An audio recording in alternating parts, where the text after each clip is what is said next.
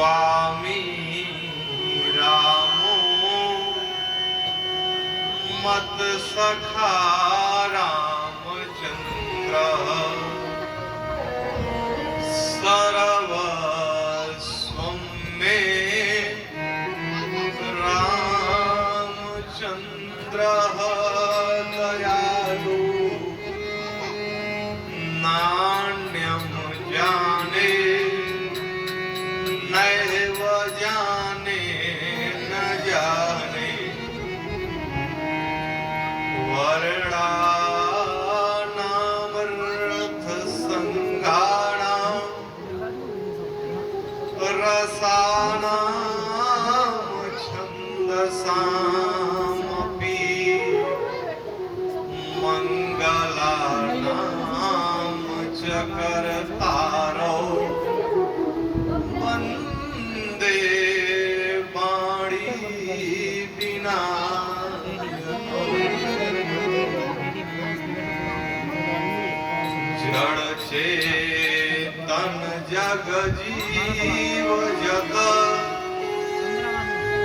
सकल राम मैं जान बंदहु सबके पद कमल सदा जोरि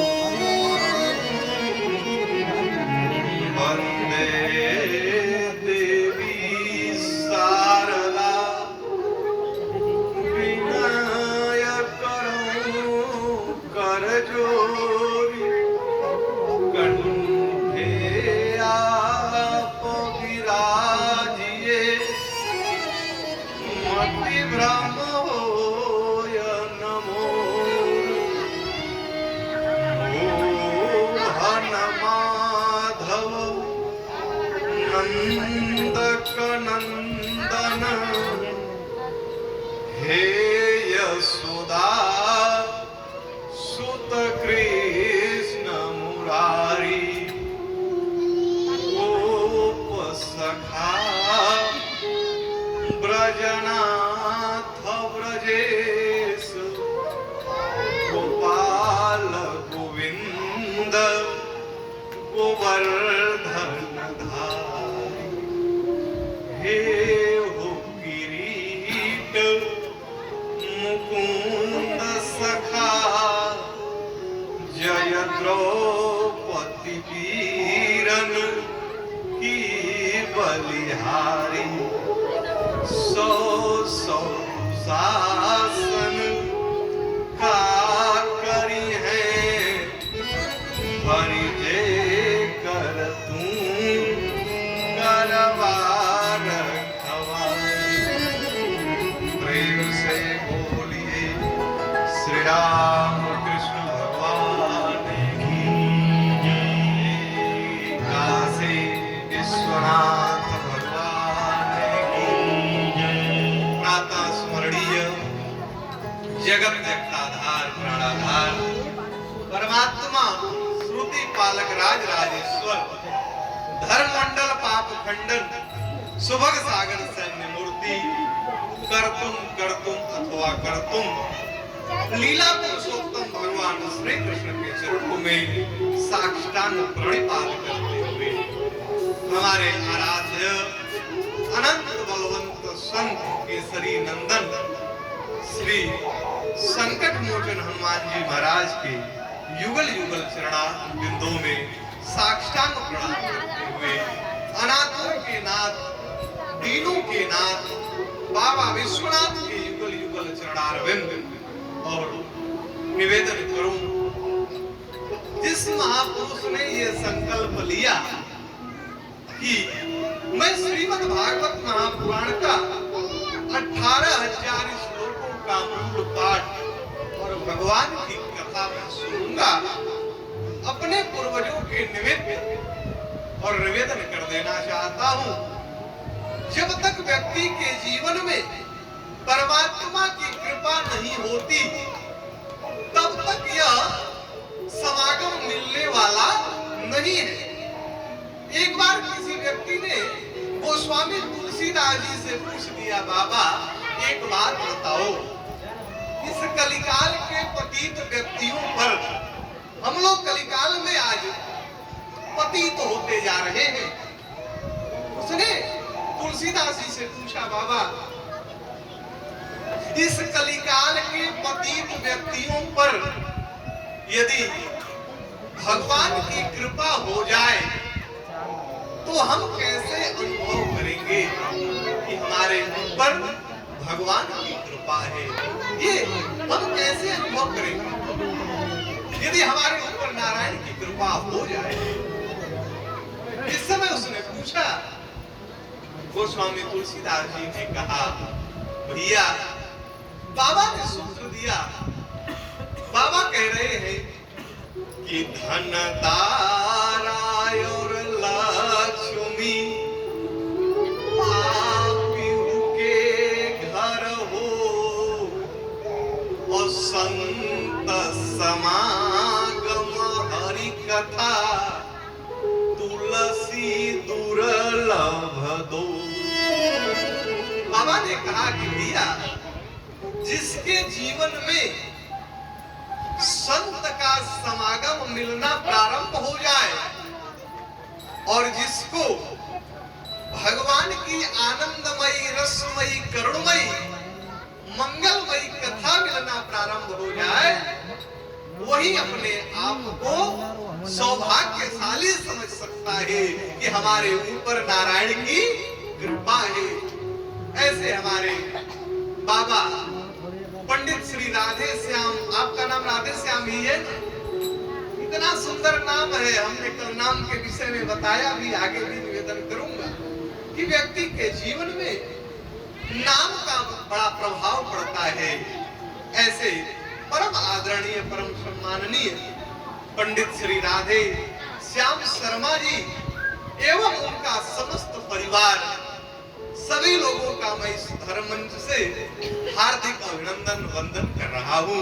और वाद्य यंत्र पर संगत कर रहे हमारे भैया लोग, बालक बड़ा अभी छोटा है लेकिन इतना सुंदर बजाता है। हमने भैया से कहा कि आप अपने बालक को लेकर के आइएगा। हम सुने थे, मोबाइल के माध्यम से देखे थे, लेकिन मन में आया कि नहीं आप ले आइएगा। बड़ी सुंदर संगति करते हैं। आप लोगों का भी मैं इस धर्म मंच से हार्दिक अभिनंदन वंदन कर रहा हूं। आपके ग्राम में श्रीमद् भागवत महापुराण ज्ञान यज्ञ चल रहा है।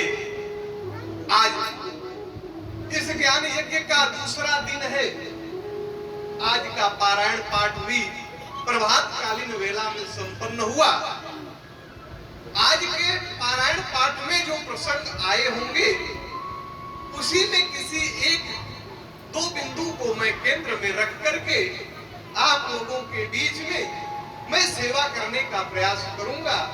लेकिन श्रीमद् भागवत महापुराण ज्ञान यज्ञ के आचार्य पंडित श्री उमाकांत तिवारी जी, आपका भी मैं इस धर्म मंच से हार्दिक अभिनंदन वंदन कर रहा हूं।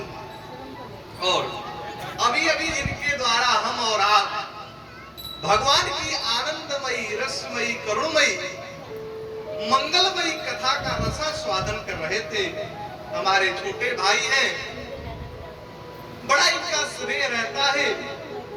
निवेदन करूं, आपने बड़ा सुंदर चर्चा किया कि देश के ऊपर जब जब संकट आता है, और निवेदन कर देना चाहता हूं, हमारे देश के ऊपर जब जब संकट आया है तो टोपी वाले को बाद में चिंता होती है, पहले लगोटी वाले को चिंता हो।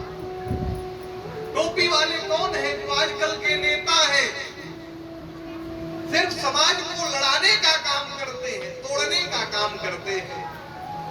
वो जाएंगे तो भाषण अनाप शनाप का देंगे, लेकिन घर में जाकर भगवान की पूजा करेंगे। लेकिन बाहर ऐसा भाषण देंगे, सोचेंगे कि जो वर्ग भगवान को नहीं मानता वो हमसे जुड़ा रहे। निवेदन कर देना चाहता हूं, बड़ी सुंदर बात मस्तिष्क में आ रही है। एक बार एक जंगल में 50 संख्या में वनवासी बैठ करके भगवान श्री कृष्ण की पूजा कर रहे थे, अर्चन वंदन कर रहे थे, कन्हैया का कीर्तन कर रहे थे। एक जंगल में बैठ करके उसी समय वो जो आदिवासी थे, वनवासी थे, बड़े भोले थे, लेकिन भगवान के भक्त थे। लेकिन उसी बीच में एक भगवान को न मानने वाला व्यक्ति वहां आ गया, जो परमात्मा को नहीं मानता। और आजकल बहुत पंथ हो गए, अपने मन से ही पंथ बनता जा रहा है, लेकिन जो सनातन है, जो प्राचीन है, वो सिर्फ हमारा ही सनातन धर्म है। दूसरा कोई धर्म नहीं हो सकता, दूसरा पंथ हो सकता है, लेकिन धर्म तो सिर्फ सनातन धर्म ही है। इसीलिए जो भगवान को न मानने वाला एक व्यक्ति वहां पहुंचा, और जब वो पहुंच गया ना, तो उसने कहा कि तुम लोग यहां क्या कर रहे हो। जिस समय निवेदन करूं, देखिए हम संत की चर्चा ही कर रहे थे और संत भगवान हम लोगों के सानिध्य में पधारे। आपका भी मैं इस धर्म मंच से हार्दिक अभिनंदन वंदन कर रहा हूं। निवेदन कर देना चाहता हूं, जब वो लोग बैठ करके कृष्ण कन्हैया का कीर्तन कर रहे थे, उसी समय वो बड़े सावधानी के साथ सुनिएगा, जब कीर्तन कर रहे थे उसी समय भगवान को न मानने वाला व्यक्ति वहां पहुंच गए। उसने वनवासियों से पूछा कि तुम लोग क्या कर रहे हो। उस समय वनवासियों ने कहा, महाराज देख नहीं रहे हो, हम लोग कृष्ण कन्हैया का कीर्तन कर रहे हैं, कृष्ण कन्हैया का भजन कर रहे हैं। जिस समय इन लोगों ने कहा, वो जो परमात्मा को नहीं मानता था, उसने कहा कि तुम लोग सिर्फ कृष्ण कन्हैया का कीर्तन ही करते हो, कि कभी परीक्षा लेकर के देखे भी हो कि ये तुम लोगों की मदद करेंगे कि नहीं। कभी तुम लोग परीक्षा भी लिए हो कि सिर्फ विश्वास करके कृष्ण कन्हैया का भजन करते रहते हो। उन सबों ने कहा, नहीं, ऐसा तो हमने कभी परीक्षण नहीं लिया। उस समय उसने कहा कि आज हमारे और तुम्हारे भगवान का परीक्षा होगा। हमारे पास भी एक भगवान है और तुम लोगों के भी भगवान श्री कृष्ण है, तो आज परीक्षा होगा, देखा जाएगा कि परीक्षा में किसके भगवान पास होते हैं। आदिवासियों ने कहा कि आपकी शर्त हमें मंजूर है। उस समय वो 2 मूर्ति लेकर के आया। 2 मूर्ति जब लेकर के आया ना, एक मूर्ति जो कृष्ण कन्हैया की थी, वो पीतल की मूर्ति ले आया, पीतल की। और अपने भगवान को जो लेकर के आया ना, वो लकड़ी की मूर्ति थी, लकड़ी की। आप देखे होंगे लकड़ी की मूर्ति किस पंथ में होती है। मैं ज्यादा तो नहीं बोलूंगा, संकेत कर रहा हूं, समझ सकते हैं आप। वो अपने भगवान की लकड़ी की मूर्ति लेकर के आया और कन्हैया की पीतल की मूर्ति लेकर के आया। उसने आदिवासियों से कहा, बताओ पहले किसके भगवान का परीक्षण होगा। आदिवासियों ने कहा कि देखिए, हम लोगों ने अपना पूरा जीवन कृष्ण कन्हैया के भजन में लगा दिया।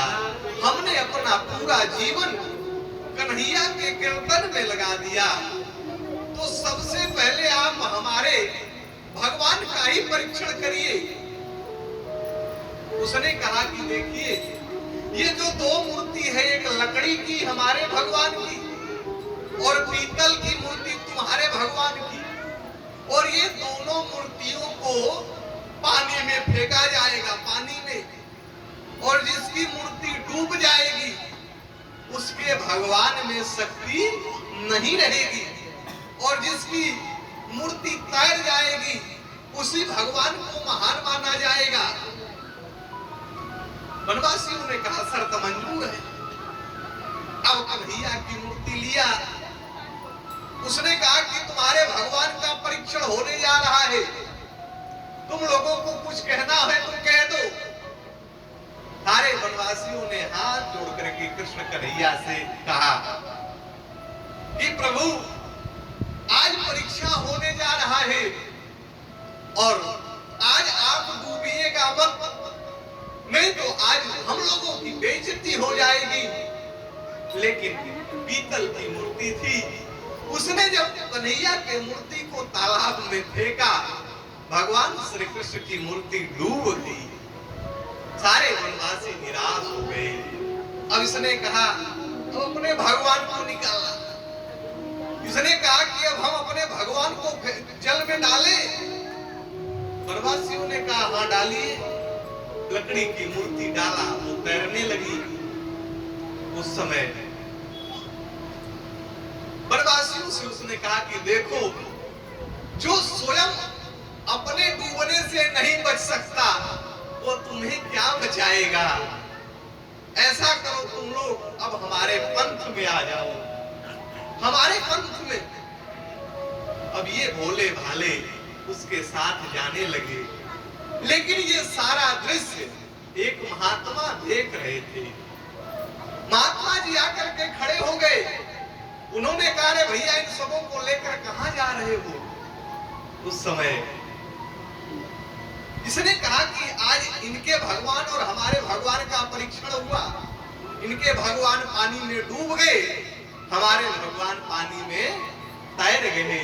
उस समय उस महात्मा ने कहा अरे मूर्ख, सनातनियों की जब परीक्षा होती है तो सनातनियों की जल परीक्षा नहीं बल्कि सनातनियों की अग्नि परीक्षा होती है। तुम अपने भगवान को लेकर के आओ और हमारे भी भगवान रहेंगे। जल परीक्षा नहीं, अग्नि परीक्षा होगी। जिस समय अग्नि परीक्षा के लिए भगवान श्री कृष्ण की मूर्ति को जब अग्नि में रखा गया, जितना ही अग्नि प्रज्वलित हो रही है उतने ही कन्हैया चमकते जा रहे हैं और उसके भगवान जल करके राख हो गए। तो निवेदन कर देना चाहता हूँ, इस समाज में ऐसे ऐसे लोग हैं जो आपको प्रलोभन देंगे, कहेंगे कि आप हमारे पंथ में आ जाओ, आपका कल्याण हो जाएगा। लेकिन निवेदन कर देना चाहता हूँ, हमारे देश पर तमाम आक्रांताओं ने आक्रमण किया, लेकिन हमारे पूर्वज सारे कष्ट को सह लिए, लेकिन दूसरे पंथ में नहीं गए। तो आज हमारा और आपका भी दायित्व है कि अपने सनातन धर्म को छोड़ करके दूसरे के प्रलोभन में आकर के दूसरे पंथ को स्वीकार यदि आप करते हो तो आप अपने मानव जीवन को समाप्त कर देते। थोड़े थोड़े दुख के कारण लोग अपना धर्म छोड़ते जा रहे हैं। निवेदन करूंगा, अरे भगवान श्री कृष्ण जो भगवान है उनके भी जीवन में संकट आया। भगवान श्री राम उनके भी जीवन में संकट आया। कितना संकट आया निवेदन करूं, जो चक्रवर्ती सम्राट के बेटे हैं मैया जानकी, चक्रवर्ती सम्राट की बेटी है, विदेह राज जनक की बिटिया है सीता। और सीता के लिए कहा गया है कि जब वो जनकपुर में रहती थी ना, तो सीता जी या तो किसी के गोद में रहती थी, नहीं तो फिर सीता जी पालने में रहती थी। मैया जानकी कभी पृथ्वी पर पैर नहीं रखती थी। निवेदन करूं, बाबा ने दर्शन कराया कि पलना पीठ तजी गोदा ही डोरा, आसिया न दीन पग अवनी कठोरा। श्री राम जय राम, जय जय राम।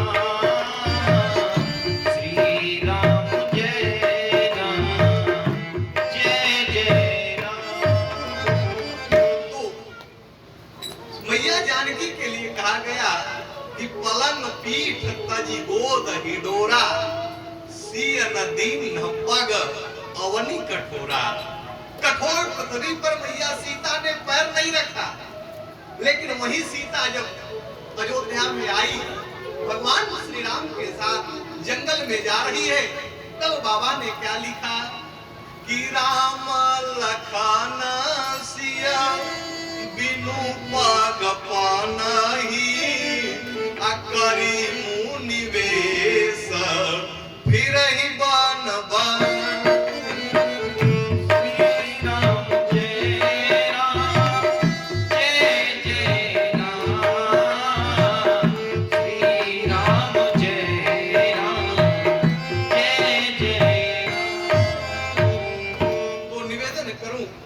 भगवान श्री राम के जीवन में कष्ट हो सकता है, मैया जानकी के जीवन में कष्ट हो सकता है, भगवान श्री कृष्ण के जीवन में जब कष्ट हो सकता है, तो हम और आप किस खेत की मूली है। इसलिए कभी विषम परिस्थिति कितना हुआ जाए, लेकिन कभी भी अपने धर्म को छोड़ करके दूसरे के पंथ में नहीं जाना चाहिए। निवेदन करूं